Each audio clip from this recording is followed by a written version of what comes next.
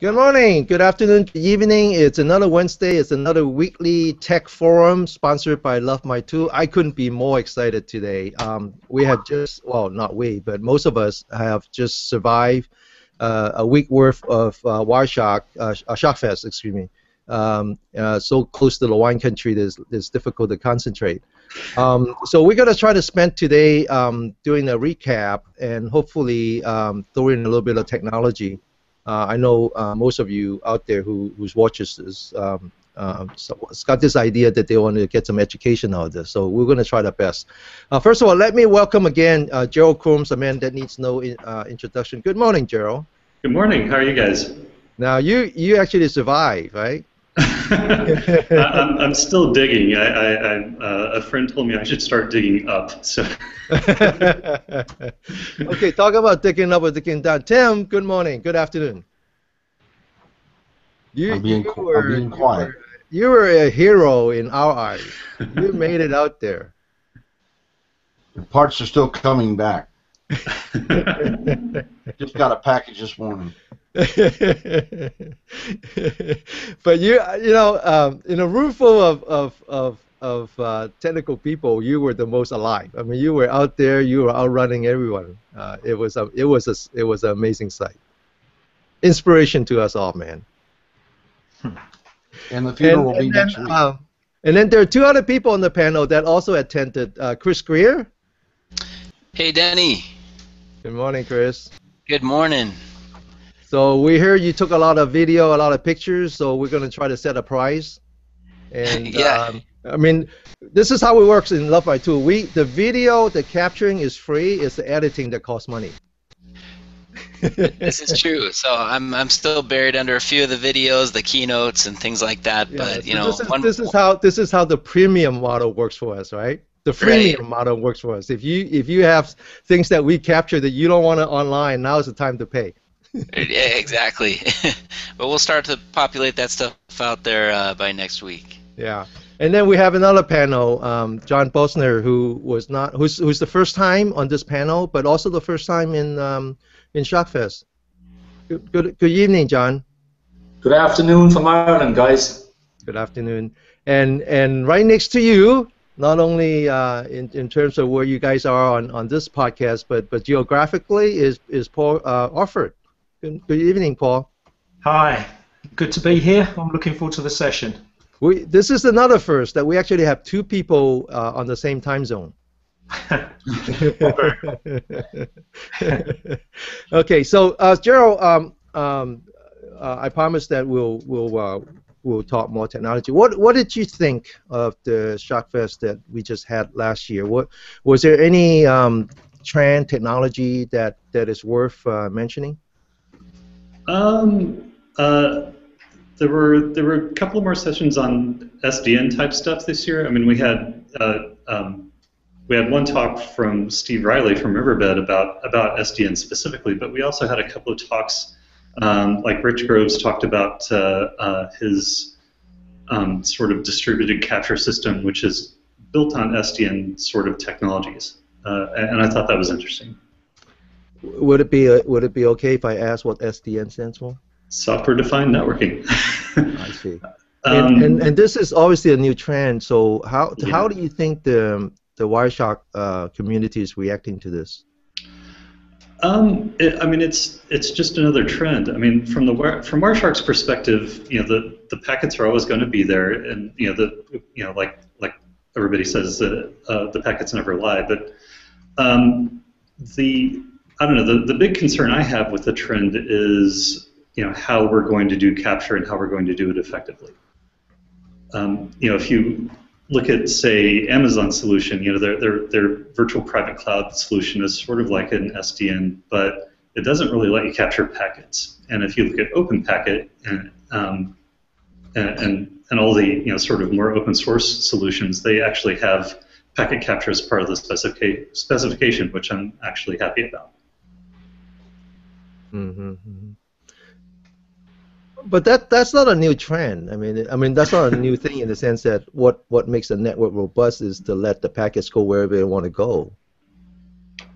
It's not new, but I mean, there are some new aspects to it. Instead of relying on a vendor, and letting them tell you how you're going to configure a device, SDN lets you have a lot more control over that.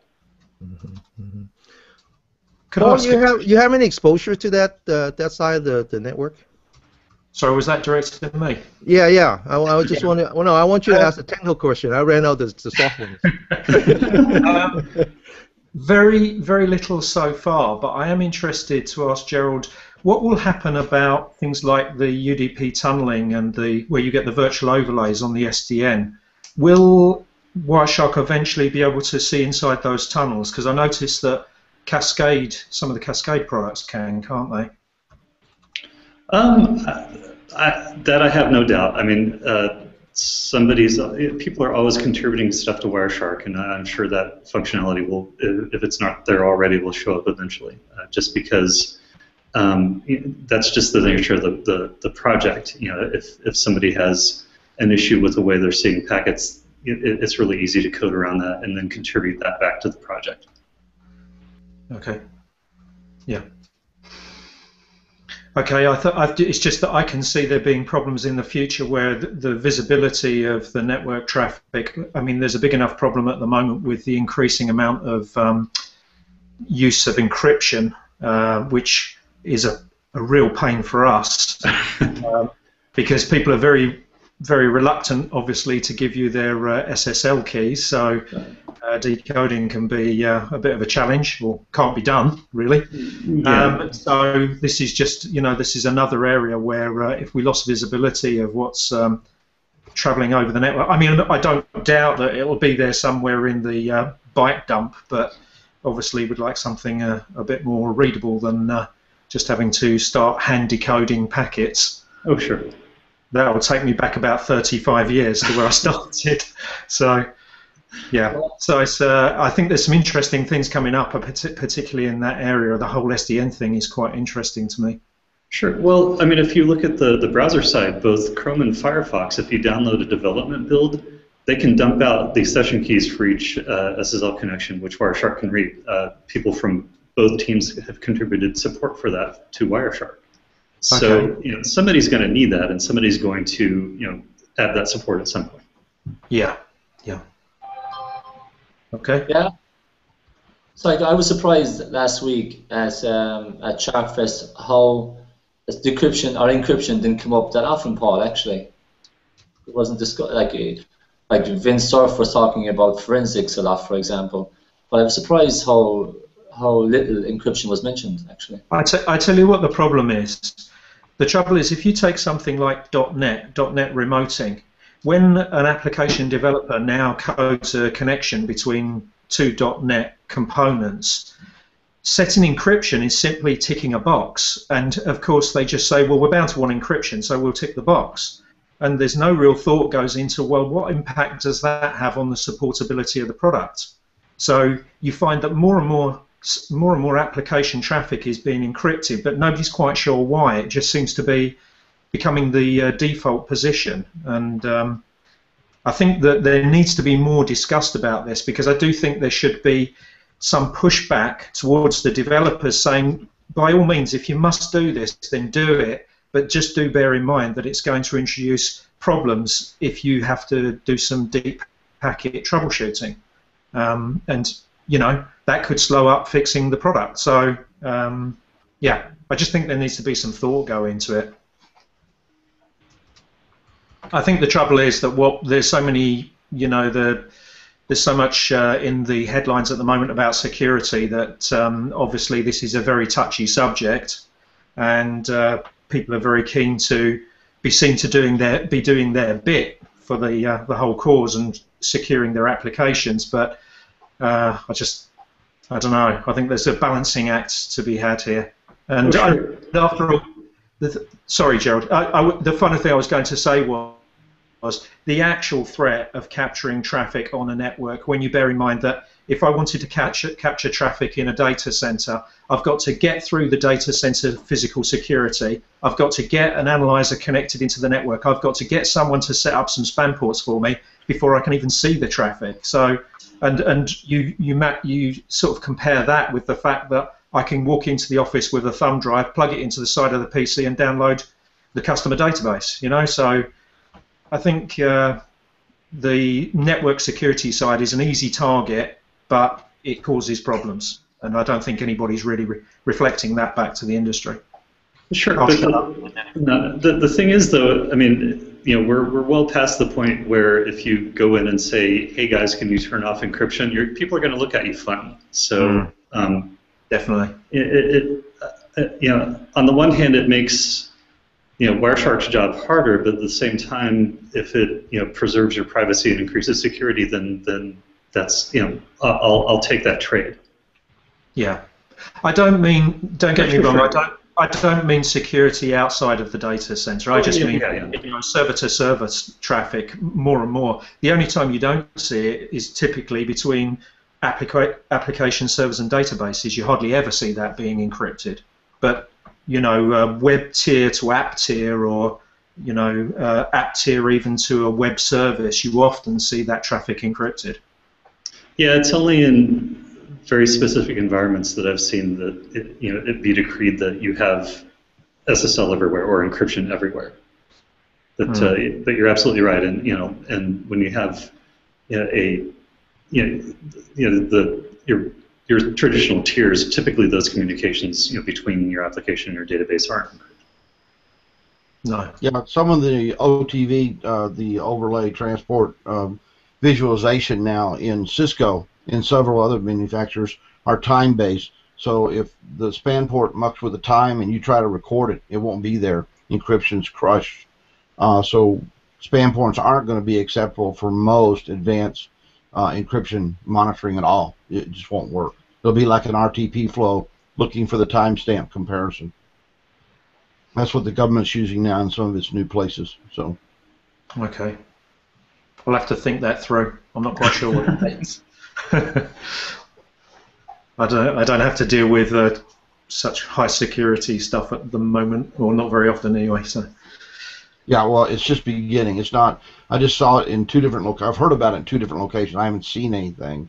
They won't let me have trace files from those places. But I was talking to a friend of mine in the military. He said they're doing this overlay transport visualization using time-based analysis.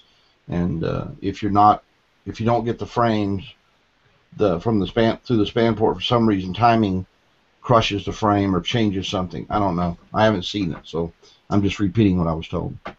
Okay. So I suppose the other sorry. Go ahead, Paul. Go ahead, Paul. I was just going to ask Gerald if he saw any other themes in Sharkfest. Unfortunately, I wasn't there, so I'd love to hear about it. So.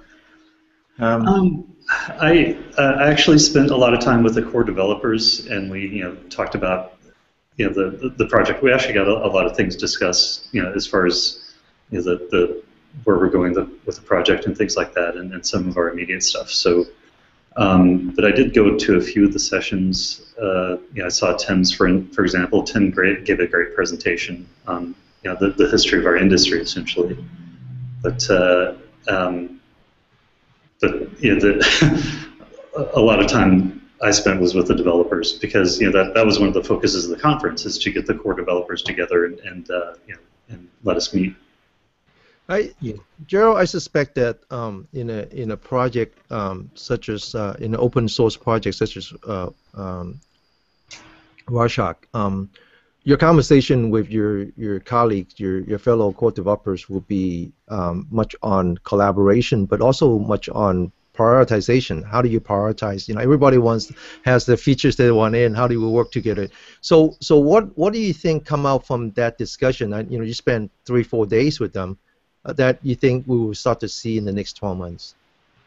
Well, I mean, certainly, my big thing, of course, is the new interface. Getting to Wireshark 2.0 with a new Qt-based interface, and we talked about some of the things we can do there. We talked about a lot of infrastructure things, and a lot about the build system, because the things the developers deal with from day to day, are internal things to the project, like our source code repository and our automated build system and things like that. And we talked quite a bit about that, but we also went through our open bug list and took care of as many of those open bugs as we could, during the conference. A lot of it was just, this bug's really old. It doesn't apply anymore, so we're just going to close it. But some of the bugs we got fixed and reprioritized. So, that was, I think, a big thing that we accomplished during the conference. Thank you. Hey, Chris. For those of us who didn't get to attend or that we didn't get to attend all the days, you were kind of fly on the wall for us. What did you see? For me, something that I thought was interesting was we had a lot of new people there. We had almost half were time Sharkfest, which was really, it's a good thing, right? It shows a positive shift, or rather reinforcing analysis, right? More people are doing it. They're more interested in how to do it. But for me personally, I was pleasantly surprised with the turnout of Newbie Day. Tell us about that. Tell us about that. When I was first asked to do it, I thought, okay, well, newbie. So we're talking brand new people to the analyzer, or brand new people to analysis, or how's this going to work? And I was just told to start at absolute square one. And so I wasn't quite sure what the draw, how many people would show up. I thought, am I going to be in a classroom with 6 people, or is this going to be something that's attended? So we had, at the start of the day, we had 90 people, and at the end of the day, we finished with 85. So wow. We had good retention. We had, I was actually in my dorm room that I stayed at there. The other 3 people sharing the dorm with me, all of them were in the Newbie Day. So I got some good feedback that night. And we had some very experienced analysts that were there, but even they went and they learned something, and it was just reinforcing the fundamentals. So I think that was a really positive outcome, that we had it was a good kickoff to get things going, to get their minds warmed up, and to get them ready for the days to come. So so that was something that I was really pleasantly surprised about. It'll be cool to see what happens next year, now that even people that had more experience, they showed up and they said, hey, I want to be a newbie for a day and see what I can learn and keep my mind open. And there was great sharing of information. Had some good suggestions come back. So I thought that was it was a highlight for me. Yeah, that's a lot of people said that they went to your class even though they didn't feel like they were newbies, but they all learned something. And I think that reinforces the point we tried to make many times, is you never stop learning. When you quit trying to learn, dig a hole. Yeah, absolutely, and that was something I made sure to say. It's like I'm up here talking on Newbie Day, but as soon as you start talking out there and share something about a trace file, I'm the newbie. And anybody, all of us learn from each other, and that's, I think, one of the greatest things about Sharkfest. So, do you think that's what happened? Is that they learn? It's not so much that they learn from you, but that they learn from each other. Sure, absolutely. I think I gave them the forum and the fundamentals to begin learning themselves and sharing what they're learning, and I think that's a huge part of what we all do. It's less about what someone tells you and more about what you learn to do on your own. So I think it was a good way to kick off the seminar that way. Yeah. By the way, for my panel members and as well as our audience, this is going to be our first spin-off. We talked about this last time. I think we actually talked about it 2 weeks ago, and we're gonna have a spin-off called the LMTV for Newbie, and Chris Greer is gonna be the one that does that once a month. All right, we're gonna start once a month. It won't be on a Wednesday. We're actually gonna think about doing it on Thursday, and since Chris Bihari is not here to defend himself, I'm just gonna say that he had committed to sponsor this with money. He's so generous. Yeah, he's so generous. Anything else you guys want? He's not here. So. Free taps. It was free taps for everyone, right? Yeah. The other thing that Chris Greer and I talk about during the Sharkfest is that we're going to have to find a better way to record the sessions, perhaps another opportunity for sponsorship, corporate sponsorship. Yeah, that was one thing that we I'll use the word failed on this year. We didn't get to collect as many sessions as we'd hoped to, so we're hoping that the instructors, after the fact, go back and either they don't have to necessarily re-record the whole thing, but, you know, or give us something to submit. But yeah, that was something that next year we're looking at doing, and that is to sponsor out the capturing part. Hey, I did want to make one comment. The whole goal of Sharkfest to me was sharing. Every place I was at, you know, people were talking about stuff and asking questions, and you know, sometimes when you're around developers, they kind of feel like they're above and beyond everybody else. But I never saw any of that. The developers would jump right in and help. I guess that was the thing that impressed me the most about Sharkfest was it was a sharing event. It was a community event. I think I brought that up in my presentation. That's what's really cool about the Wireshark community. You learn without any kind of fear. You can ask any question. Heck, I asked so many stupid questions. It was, but it was just, I don't know. Gerald, you've been to everyone. I haven't. Chris, you've been to them. Denny's been to them. That was the thing that impressed me the most was the people. Everybody was on the same page. There was no arrogance. There was no, I'm smarter than anybody else. Don't talk to me. It was completely a sharing event, and that, to me, that's what the Wireshark community is.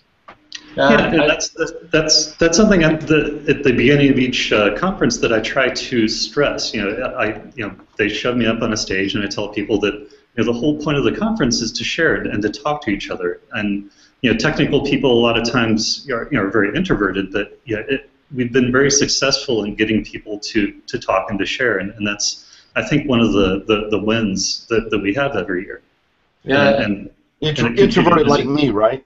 Yeah, definitely. It was my first Sharkfest, guys, and as well as being a collection of people in one place, that to travel and meet these people in other times, you have to be traveling all over the world or all over the States. Sure. So it's a fantastic opportunity for somebody like me to meet these people. But just getting back to Tim's point, one thing that struck me was the complete lack of egos there. Even by just listening to conversations or going up to somebody, everybody was so approachable. While I've been to a lot of conferences, but maybe because I'm technical myself, it was one of those conferences I really enjoyed. And the way everybody looked after each other, and even the way everybody looked after you, Tim, I was surprised. So they didn't want me to die.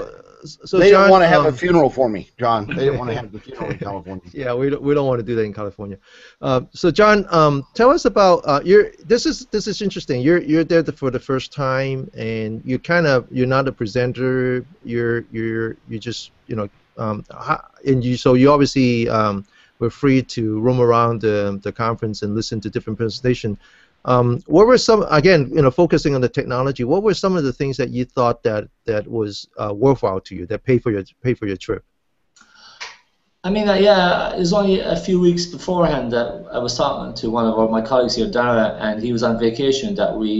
I'd been in touch with Tim, obviously, a lot, and with Jasper Bonkovitz, and then they were all telling me that they were going to the conference. So we decided, wow, this is, even though it's a long way from Ireland to San Francisco, you should do it on the East Coast next time, guys, by the way. But it was definitely well worth it, Denny. But as a few things struck me, one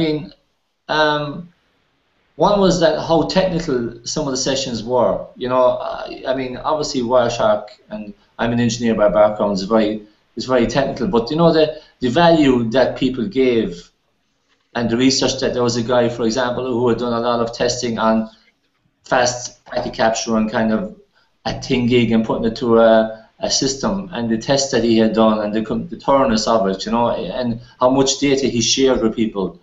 I thought it was great at a conference for a change. I don't know, it was fantastic that the word cloud was hardly ever mentioned. It was one of those times that I was surprised and pleasantly surprised. But overall, the value I got from it, Denny, was the people that were there. You always hear the cliche about networking and stuff, but it was kind of so easy to network with these people. Yeah, that was it for me. Mm-hmm. It's actually, the first time that I was there as a vendor. If Chris Bahari were here, he would understand what I'm talking about. And it's actually a tough conference for a vendor.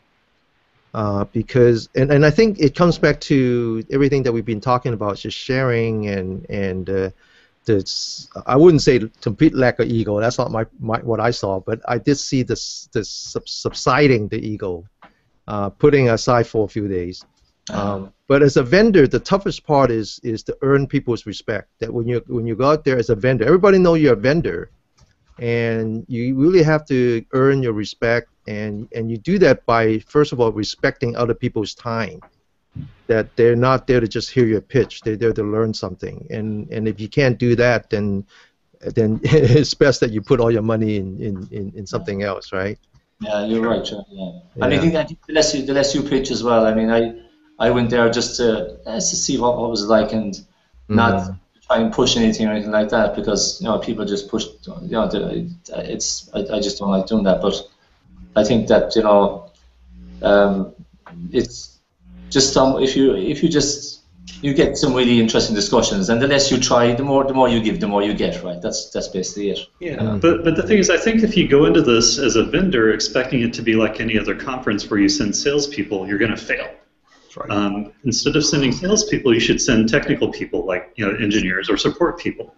And the bar is a little bit higher in that regard because you are talking to technical people, but the people that you went over, it's going to be a big win, and you're gonna retain. You're gonna end up with a loyal customer that way. You see similar things on some of the forums. If you go on some of the technical forums on LinkedIn, some of them you just get a blitz of marketing rubbish, and then some of the occasional ones, and I'm thinking of one that Mike Panacki started. The stuff on there, there's occasional marketing messages in there, or at least I put my logo on the videos that I post via that forum, but it's all where people are contributing something of value, not out and out just straightforward sales pitch. So I think if you can maintain that balance, you're right. I think what Denny said is quite true. You win respect and probably build your brand based on that. So of course, we should probably close the show pretty soon. Any comments you can make? Any requests to Gerald? How we could do it better next year? I assume you would be coming back, Chris, next year. I assume most people will be coming back or going for the first time or second time.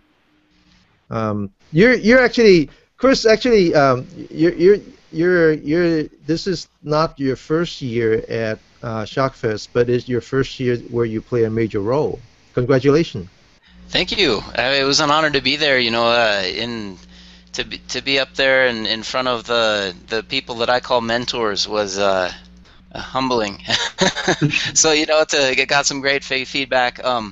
Something that we'd talked about kind of after the fact, Janice and I, was about there was some really good feedback that came in regards to like with the different tracks that the instruction follows. Some of the suggestions were that the beginner track follow more of an actual path. Like you could start as a newbie, and then when you end, you have a goal that you've met. So you now know, and you've been walked through systematically how to get to the point where you could next year come back and then be the intermediate or advanced track. So I thought that was something that's a good thing to think about. So those presenters in the beginner track can say, hey, the last one left you off here, then I'm going to pick up and I'm going to leave you off here, and the next one's going to pick right back up, and it would follow a flow. But I thought that was a really good suggestion. I heard it several times, and maybe something to think about. That's a great idea. Great idea. Yeah, it's like the movie Karate Kid, right? Yeah, exactly. And the other stuff in the intermediate and advanced stuff, it's great to have all these different types of ideas and things that are brought up, and I called it the potpourri of subjects. You can just pick what you want, and it's varied and interesting.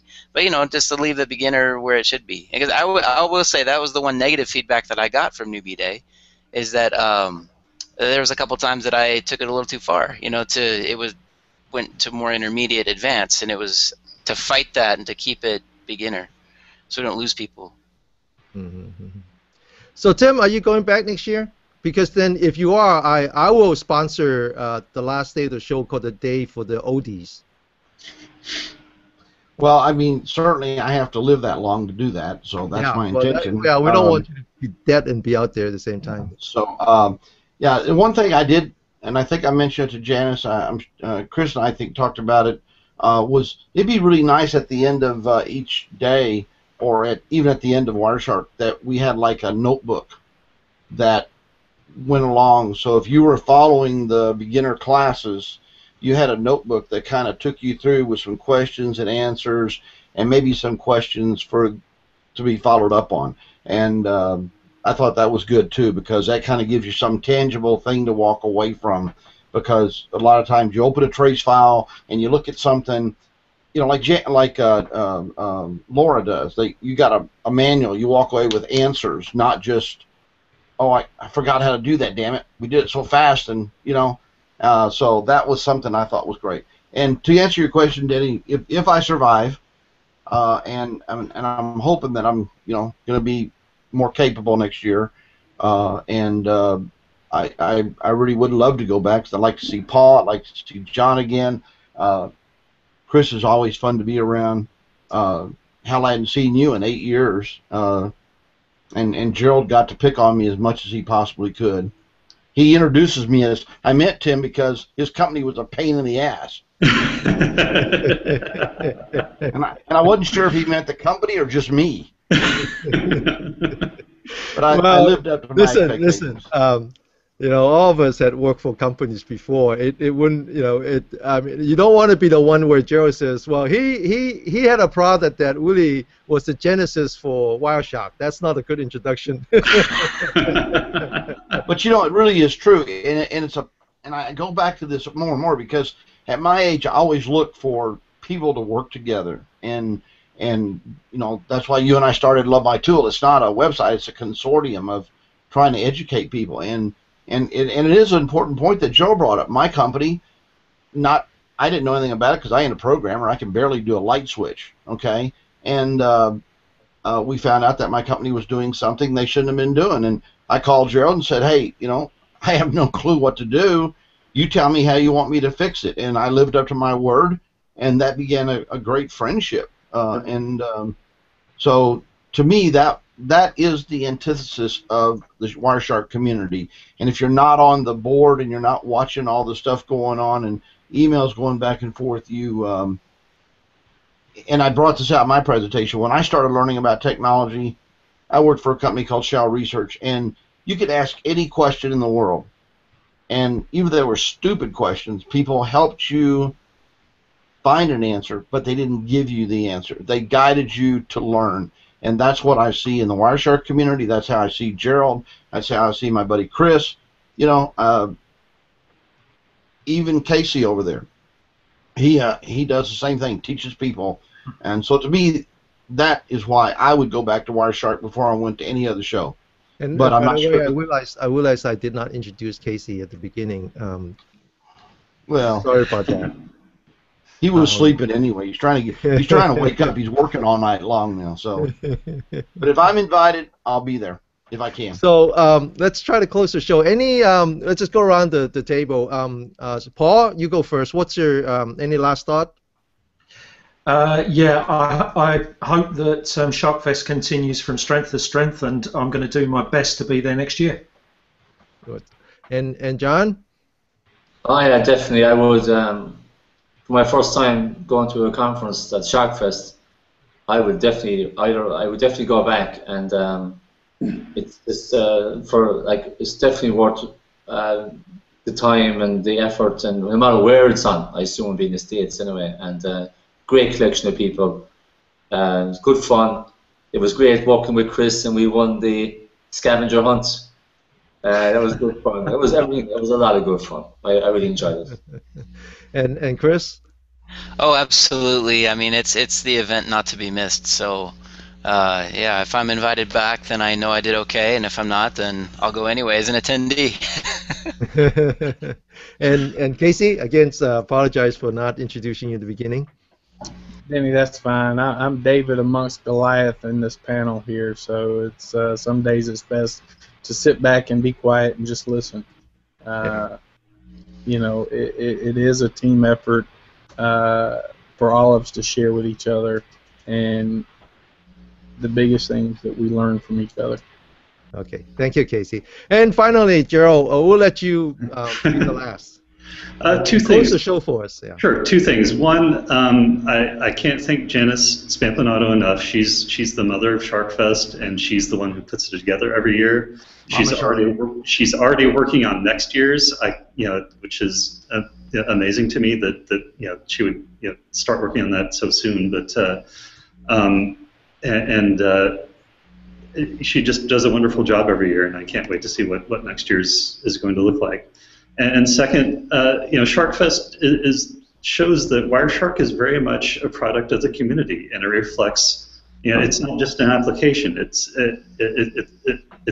this group of people who are passionate about protocol analysis, and I come out of Sharkfest every year both exhausted and invigorated, just because I get to see up close what that community does and what they do, and it's a great thrill to meet everybody every year. And once again, everybody who was at Sharkfest and everybody who's part of the Wireshark community, I can't thank you enough, and hope to see you again next year. Thank you, Gerald. And Janice, if you're watching out there, Casey gave you, assumed Casey gave you my video camera and my tripod. You're stuck with it until you allow me to buy you lunch.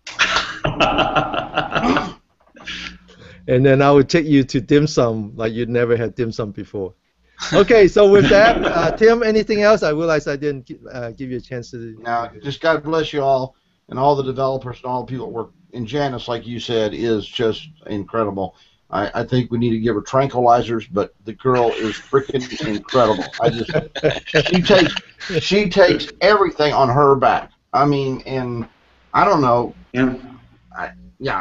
I don't know how she does it and survives, but what an incredible lady, an incredible event. And Gerald, thank you for starting Wireshark, and thanks for including me in it too. It was great.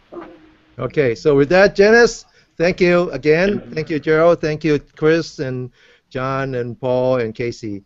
And go out there and be good. Bye-bye. Thanks, Danny. Thanks, guys. You guys you don't have to go away with